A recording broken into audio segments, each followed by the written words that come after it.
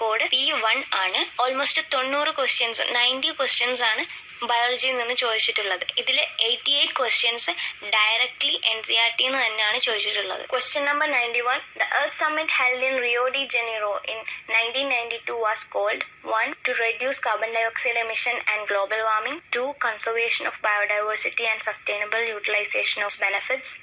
3. To assess threat posed to native species by invasive weed species. 4. For immediate steps to discontinue use of SFCs that were damaging the ozone layer. ഇത് direct NCERT നിന്നുള്ള question ആണ്. +2 biology page number 267. അതിലെ last പാരഗ്രാഫിലാണ് ഈ പാട്ടിനെ കുറിച്ച് പറയുന്നത്. 1992 Rio de ജനീറോയിൽ നടന്നിട്ടുള്ള earth summit അത് കംപ്ലീറ്റ്ലി ഫോക്കസ് ചെയ്തിരിക്കുന്നത് conservation of biodiversity, sustainable development ഇതിൻ്റെ ആയിരുന്നു. So answer is Option 2 for conservation of biodiversity and sustainable utilization of its benefits. Next question, question number 92. Colostrum, the yellowish fluid secreted by mother during the initial days of lactation, is very essential to impart immunity to the newborn because it contains Option 1 natural killer cells, Option 2 monocytes, Option 3 macrophages and Option 4 immunoglobulin A. പ്രസവിച്ചതിന് ശേഷമുള്ള ആദ്യത്തെ നാളുകളിൽ അമ്മയിൽ നിന്ന് produce ചെയ്യുന്ന മിൽക്കിനെയാണ് colostrum എന്ന് പറയുന്നത്. അത് yellowish fluid ആയിരിക്കും. സോ ഇത് കുഞ്ഞുങ്ങൾക്ക് ഒരുപാട് ആവശ്യമുള്ള കാര്യം ആണെന്നാണ് പറയുന്നത്. കാരണം അതിൽ ഇമ്മ്യൂണിറ്റി ഇൻക്രീസ് ചെയ്യുന്നതിന് വേണ്ടി ഒരുപാട് ഘടകങ്ങൾ ഉണ്ട് എന്നാണ് പ്രൂവ് ചെയ്തിട്ടുള്ളത്. അതുകൊണ്ട് തന്നെ ഇതിൽ ഇമ്മ്യൂണിറ്റി കൂട്ടുന്നതിന് വേണ്ടി എന്തൊക്കെ കണ്ടന്റ്സ് ആണ് ഉള്ളത്, എന്ത് കണ്ടന്റ് ആണ് ഉള്ളത് എന്നാണ് ക്വസ്റ്റ്യൻ. സോ അതിൻ്റെ answer option 4 immunoglobulin A. Human മിൽക്കിൽ കാണുന്ന ഇമ്മ്യൂണോഗ്ലോബുലിൻസ് ആണ് IgA, IgG ആൻഡ് IgM. ഇതിൽ ഏറ്റവും കൂടുതൽ കാണുന്നത് ഇമ്മ്യൂണോഗ്ലോബുലിൻ എ ആണ്. ഇതിൽ ബാക്കി 3 ഓപ്ഷൻസ് ആണ് natural killer cells, monocytes and macrophages. ഇവർ 3 പേരും വൈറ്റ് ബ്ലഡ് സെൽസ് ആണ്. Question number 93. Grass leaves curl inward during very dry weather. Select the most appropriate reason from the following. വരണ്ട കാലാവസ്ഥയിൽ അഥവാ ചൂടുള്ള സമയത്തൊക്കെ പുൽവർഗത്തിൽ പെടുന്ന പ്ലാന്റ്സിന്റെ ലീഫ് ചുരുണ്ട് കേൾ ചെയ്തിരിക്കുന്നതിന് കാരണം എന്താണ് എന്നാണ് ക്വസ്റ്റ്യൻ. ഇതിന്റെ answer +1 biology page number 94. So answer is option 2 flaccidity of bulliform cells. Bulliform cells എന്ന് പറയുന്നത് മോണോകോട്ട് പ്ലാന്റ്സിൽ കാണപ്പെടുന്ന സ്പെഷ്യലൈസ്ഡ് ആയിട്ടുള്ള സെൽസ് ആയിരിക്കും. ഈ സെൽസ് വാട്ടറിനെ സ്റ്റോർ ചെയ്ത് വെക്കുന്ന സെൽസ് ആണ്. വാട്ടർ സ്ട്രെസ് വരുമ്പോൾ അഥവാ പ്ലാന്റ്സിന് വാട്ടർ അവൈലബിലിറ്റി കുറയുന്ന സമയത്ത് ഈ ബുള്ളിഫോം സെൽസിലുള്ള വാട്ടർ പ്ലാന്റിന്റെ പാർട്ടിലേക്ക് സപ്ലൈ ചെയ്യും. അങ്ങനെ ഈ ടർജിഡ് ആയിട്ടുള്ള ബുള്ളിഫോം സെൽസ് ഫ്ലാസിഡ് ആവുകയും ഇതിന്റെ ഫലമായിട്ട് പ്ലാന്റ്സിന്റെ ലീഫ് കേൾ ചെയ്തിരിക്കുകയും ചെയ്യും. അതാണ് ഇവിടെ സംഭവിക്കുന്നത്. So the right option is option 2 flaccidity of bulliform cells. Bulliform സെൽസിനെ കുറിച്ച് കുറച്ച് പോയിന്റ്സ് കൂടി ഓർത്ത് വെക്കാം. They are large empty colourless cells. ഇത് വാട്ടർ അബ്സോർബ് ചെയ്ത് ടർജിഡ് ആയിട്ടിരിക്കുമ്പോൾ അതിന് ലീഫ് സർഫേസ് എക്സ്പാൻഡ് ചെയ്യും. വാട്ടർ ഇല്ലാത്ത ഒരു കണ്ടീഷൻ വരുമ്പം ഇത് ഫ്ലാസിഡ് ആവും. അതിൻ്റെ ഭാഗമായിട്ട് പ്ലാന്റിന്റെ ലീഫ് കേൾ ചെയ്യുകയും വാട്ടർ ലോസ് മിനിമൈസ് ചെയ്യാൻ വേണ്ടി ഹെൽപ്പ് ചെയ്യുകയും ചെയ്യും. സോ 1 മോർ പോയിന്റ്, മോണോകോട്സിൽ മാത്രമേ ബുള്ളിഫോം സെൽസ് കാണുള്ളൂ. Question number 94. The shorter and longer arm of a submetacentric chromosome are referred to as. Submetacentric chromosome എന്ന് പറഞ്ഞാൽ അതിന്റെ 2 ആംസും അൺഈക്വൽ ലെങ്തിലായിരിക്കും ഉണ്ടാവുക. സോ അങ്ങനെ വരുമ്പോൾ ഇതിലെ ഷോർട്ടർ ആമിനെ P ആം എന്നും ലോങ്ങർ ആമിനെ Q ആം എന്നാണ് പറയുന്നത്. P stands for petite in French and Q stands for queue. That means tail in French. So option 2 is correct. P arm and Q arm respectively.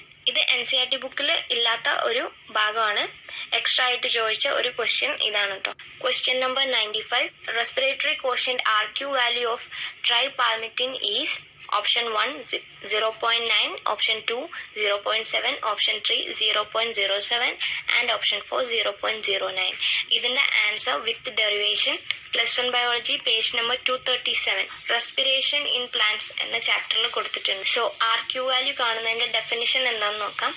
RQ = volume of carbon dioxide evolve divided by volume of oxygen consumed.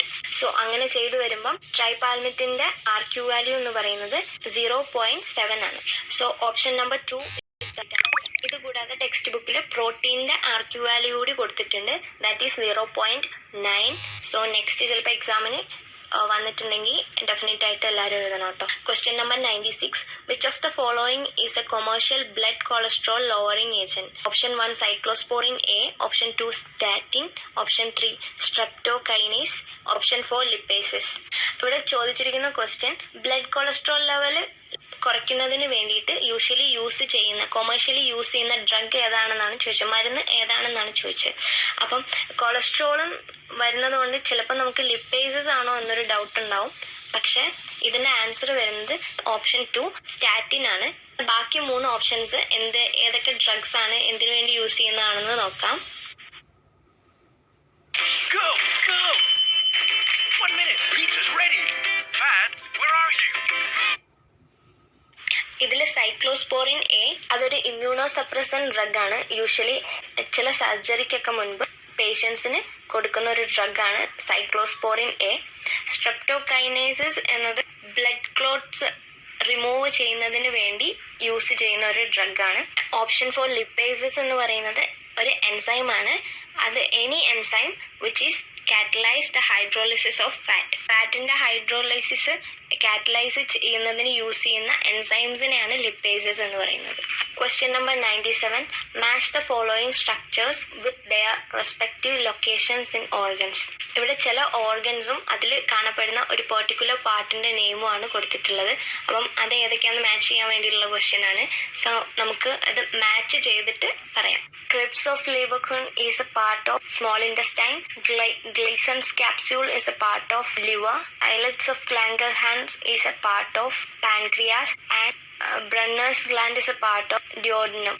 So option 3, A3, B4, C1, D2 is the right answer. Question number 98. Which of the following is the most important cause of animals and plants being driven to extinction? Option 1 habitat loss and fragmentation, 2 drought and floods, 3 economic exploitation, and 4 alien species invasion. ഇത് direct NCERT question ആണ്. ആനിമൽസിൻ്റെയും പ്ലാന്റ്സിൻ്റെയും എക്സ്റ്റിങ്ഷന് കാരണം ആവുന്നതിൽ main reason എന്താണ് എന്നാണ് question. So option 1 habitat loss and fragmentation is the right answer. Question number 99. Which part of the brain is responsible for thermoregulation? Option 1 cerebrum, option 2 hypothalamus, option 3 corpus callosum, and option 4 medulla oblongata. ഇത് +1 ബയോളജിയിലെ neural control and coordination എന്ന ചാപ്റ്ററിലെ page number 321 discuss ചെയ്തിട്ടുള്ള കാര്യമാണ്. The answer is option 2 hypothalamus. തലാമസിൻ്റെ താഴെ ഭാഗത്തുള്ള പാർട്ടാണ് ഹിപ്പോതലാമസ്. ഈ ഹിപ്പോതലാമസിൽ ഡിഫറെൻറ്റ് ഡ്യൂട്ടീസിന് വേണ്ടിയിട്ടുള്ള ഡിഫറെൻറ്റ് സെൻറ്റേഴ്സ് ഉണ്ട്. അതിലൊന്നാണ് ബോഡി ടെമ്പറേച്ചർ മെയിൻറ്റെയിൻ ചെയ്യുന്നതിനുള്ള ഒരു സെൻറ്റർ. മാത്രമല്ല ഈറ്റിംഗ്, ഡ്രിങ്കിങ് എന്നീ പ്രോസസ്സുകളൊക്കെ തോന്നിപ്പിക്കുന്ന അല്ലെങ്കിൽ ത്വര ഉണ്ടാക്കുന്നത് ഈ ഹിപ്പോതലാമസിലെ ഒരു സെൻറ്റർ. ഇത് കൂടാതെ തന്നെ ഡിഫറെൻറ്റ് ഗ്രൂപ്പ്സ് ഓഫ് ന്യൂറോ റിസപ്റ്ററി സെൽസും ഹിപ്പോതലാമസിൽ കാണാൻ പറ്റും. ഓക്കെ, ഇതിൽ ബാക്കിയുള്ള ഓപ്ഷൻസിൻ്റെ ഫങ്ഷൻസ് എന്തൊക്കെയാണെന്ന് നോക്കാം. അതിൽ സെറിബ്രം ഹയർ ഫങ്ഷൻസ് പെർഫോം ചെയ്യാൻ വേണ്ടി ഹെൽപ്പ് ചെയ്യും, such as touch, vision, hearing and speech etcetera. ഇത് കൂടാതെ തന്നെ കൺട്രോൾ ഓഫ് മൂവ്മെൻറ്റ് അതിനുവേണ്ടിയും ഹെൽപ്പ് ചെയ്യുന്നത് സെറിബ്രം ആണ്. കോർപ്പസ് കലോസം ബ്രെയിനിൻ്റെ 2 ഹെമിസ്ഫിയേഴ്സ് തമ്മിലുള്ള ഇൻ്റർ കണക്ഷന് ഹെൽപ്പ് ചെയ്യുന്ന പാർട്ടാണ്. ഇതിൻ്റെ പ്രൈമറി ഫങ്ഷൻ എന്ന് പറയുന്നത് motor, sensory and cognitive functions എല്ലാം ഇൻ്റഗ്രേറ്റ് ചെയ്യുക, 2 ഹെമിസ്ഫിയറിൻ്റെയും ഇൻ്റഗ്രേറ്റ് ചെയ്യുക എന്നതാണ് ഇതിൻ്റെ പ്രൈമറി ആയിട്ടുള്ള. 4th option medulla ഒബ്ലോംഗേറ്റ. ഇത് ഹെൽപ്പ് ചെയ്യുന്നത് ബ്ലഡ് വെസൽസിൻ്റെ ഫങ്ഷൻ, ഡൈജിങ്, സ്നീസിങ് ആൻഡ് സ്വോളോയിങ് ഇങ്ങനെയുള്ള ഫങ്ഷൻസിനൊക്കെ ഹെൽപ്പ് ചെയ്യുന്നതാണ് മെഡുല്ല ഒബ്ലോംഗേറ്റ. സോ ക്വസ്റ്റ്യൻ 99ൻ്റെ ആൻസർ hypothalamus ആണ്. Question number 100. Consider the following features: A. Organ system level of organization, B. Bilateral symmetry, C. True coelomate and with segmentation of body. Select the correct option of animal group which possess all the above characters. ഈ 3 set of ക്യാരക്ടേഴ്സും കാണിക്കുന്ന ഓർഗാനിസംസിൻ്റെ group ഏതൊക്കെയാണെന്നാണ് ചോദിച്ചത്. So ഇത് +1 biology chapter 4 animal kingdom അതിൻ്റെ ബേസിലുള്ള ഒരു question ആണ്. പഠിച്ചു പോയിട്ടുള്ളവർക്ക് സിമ്പിളായിട്ട് answer ചെയ്യാം. അതിൻ്റെ answer option A annelida, arthropoda and കോഡാറ്റ. ഓരോ ഗ്രൂപ്പിൻ്റെയും ക്യാരക്ടേഴ്സ് പഠിച്ചിട്ടുണ്ടെങ്കിൽ സിമ്പിളായിട്ട് നമുക്ക് ഇങ്ങനത്തെ ക്വസ്റ്റ്യൻസ് ആൻസർ ചെയ്യാം. ഇങ്ങനത്തെ ക്വസ്റ്റ്യൻസ് ഇനിയും വരാൻ സാധ്യതയുള്ള ക്വസ്റ്റ്യൻസ് ആണ്. Question number 101. Select the correct sequence of organs in the elementary canal of the cockroach starting from the mouth. ഇതും ഡയറക്റ്റ് NCERT ക്വസ്റ്റ്യൻ ആണ്. +1 biology page number 11 structural organisation in animals എന്ന ചാപ്റ്ററിൽ with diagram കൊടുത്തിട്ടുള്ളൊരു കാര്യമാണ്. So ഇതിൻ്റെ answer pharynx, oesophagus, crop, ഗിസാഡ്, ileum, colon, rectum എന്ന ഓപ്ഷനാണ്. So option 1 is the correct answer. കോക്രോച്ചിനെ കുറിച്ച് ചോദിച്ച സ്ഥിതിക്ക് ഫ്രോഗിൻ്റെ ഡയഗ്രാം കൂടി പഠിച്ചു വെക്കുന്നത് നല്ലതായിരിക്കും. അപ്പോൾ ഫ്രോഗിൻ്റെ ആണെങ്കിൽ എങ്ങനെയാണ് വരുന്നത്? Oesophagus, liver, stomach, intestine, rectum and cloacal aperture. So ഈ ഒരു ഡയഗ്രമാറ്റിക് റെപ്രസെൻറ്റേഷൻ കൂടി പഠിച്ചു പോയിട്ടുണ്ടെങ്കിൽ കുറച്ചുകൂടി നല്ലതായിരിക്കും. Question number 102. Which of the following pair of gases is mainly responsible for green house effect? Option 1 ozone and ammonia, Option 2 oxygen and nitrogen, Option 3 nitrogen and sulfur dioxide, and Option 4 carbon dioxide and methane. ഇതിൻ്റെ with diagram +2 biology page number 281 കൊടുത്തിട്ടുണ്ട്. So അതിൽ പറയുന്നുണ്ട് 60% carbon dioxide, 20% methane and 14% CFC and 6% N2O. ഇത്രയുമാണ് global വാർമിങ്ങിന് കാരണമാവുന്ന green house gases. So അതിൽ ഏറ്റവും കൂടുതൽ 16%ഉം 20%ഉം വന്നിരിക്കുന്നത് കാർബൺ ഡയോക്സൈഡ് ആൻഡ് മീഥെയിൻ ആണ്. So these are the pair of gases which is mainly responsible for green house effect.